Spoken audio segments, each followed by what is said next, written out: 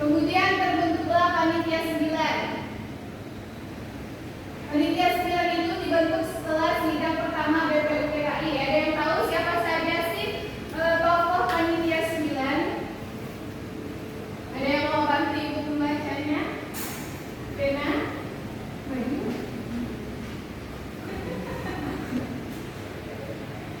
Nah, ada siapa saja sih tokoh panitia 9? Silahkan dibaca. Ada Bapak Ian Soekarno, ada Muhammad Hatta, ada Abi Kusno, ada A.A. Maramis, ada Muhammad Yamin, ada Kiai Haji Kahar Muzakir, ada Bapak Haji Agus Salim, ada Bapak Kiai Haji Wahid Hasim, ada Mr. Ahmad Subarjo. Nah, ada 9 tokoh panitia 9. Yang pertama ada Insinyur Soekarno, yang kedua ada Muhammad Hatta, yang ketiga ada Abi Kusno, yang keempat ada Maramis, yang kelima ada Muhammad Yamin, yang keenam Kiai Haji Kahar Muzakir, yang ketujuh Haji Agus Salim, yang kedelapan ada Kiai Haji Wahid Hasim, dan yang kesembilan ada Ahmad Subarjo. Nah, panitia 9 itu menghasilkan Piagam Jakarta pada tanggal 22 Juni 1945. Nah, Piagam Jakarta itu berisi naskah rumusan dasar negara dan rancangan pembukaan Undang-Undang Dasar. Nah, apa saja sih tugas panitia 9 itu? Ada yang tahu? Saya Menampung berbagai usulan. Yang kedua ada menyelesaikan perbedaan pandangan antara golongan Islam dan golongan nasionalis. Yang ketiga ada menyusun Piagam Jakarta. Nah, benar sekali. Tugas panitia 9 itu menampung berbagai usulan. Pertama tadi, sidang pertama BPUPKI kan ada 3 tokoh yang mengusulkan dasar negara. Dalam Piagam Jakarta itu tercantum 5 prinsip dasar negara dengan rumusan sila pertama yang berbunyi, baca sama-sama dulu yuk. 1, 2, 3.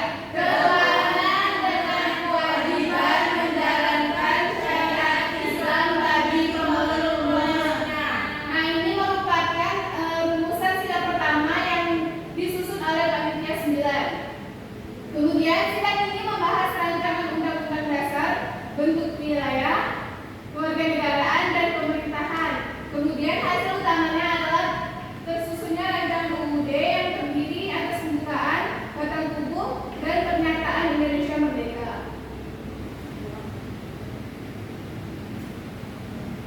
Selanjutnya ada pembentukan BPKI. Nah, BPKI itu dibentuk pada tanggal 7 Agustus 1945 oleh Depak sebagai ganti BPUPKI. Ada yang tahu apa singkatan BPKI? Panitia Persiapan Kemerdekaan Indonesia. Nah, apa saja sih tugas BPKI itu? Mengesahkan UUD. Kemudian menetapkan dasar negara. Selanjutnya menetapkan presiden dan wakil presiden. Kemudian membentuk Komite Nasional Indonesia Bangsa. Nah, pada tanggal 17 Agustus 1945 Indonesia itu memproklamasikan kemerdekaannya.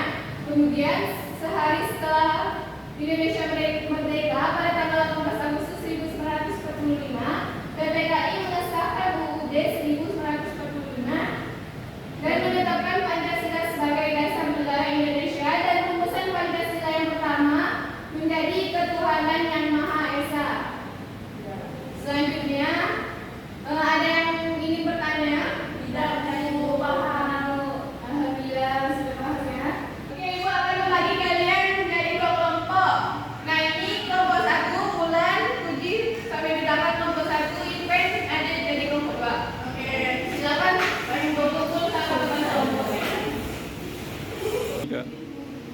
Nah, ini kelompok 1 Insinyur Soekarno. Kemudian nanti kalian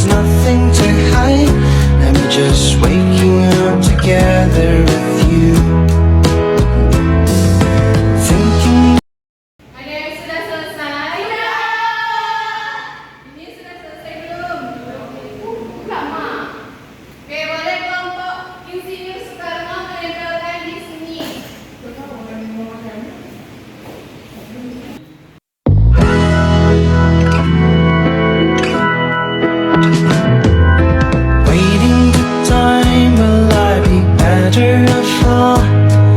Play a lovely melody or nothing at all. Seeking my pride when there else nothing to hide. I'm just waking up together with you.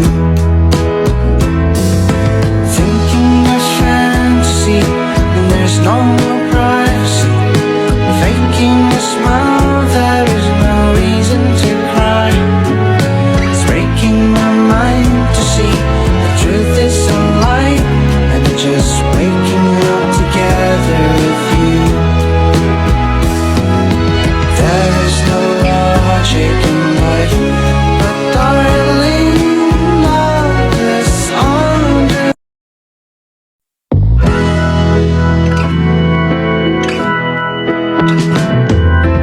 Waiting the time, will I be better off all? Play a lovely melody or nothing at all. Seeking my pride when there else nothing to hide. I'm just waking up together with you. Thinking there's fantasy when there's no more privacy. Faking a smile, there is no reason to cry. It's breaking my mind to see the truth is a lie. I'm just waking up together with you. Oke, mulai tokoh perumus Pancasila Soekarno, silakan dibaca itu. Soekarno adalah apa? Soekarno adalah tokoh yang pada tanggal 1 Juni 1945 menyampaikan gagasan tentang dasar negara yang kemudian dikenal sebagai Pancasila. Kemudian asas dasar negara yang diusulkan oleh Soekarno apa saja sih? Ada kebangsaan Indonesia yang pertama. Yang kedua ada internasionalisme atau kemanusiaan. Yang ketiga, mufakat atau demokrasi.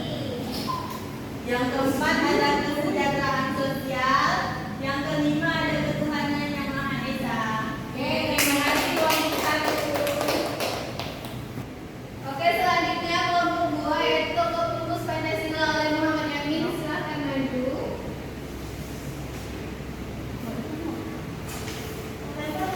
Iya.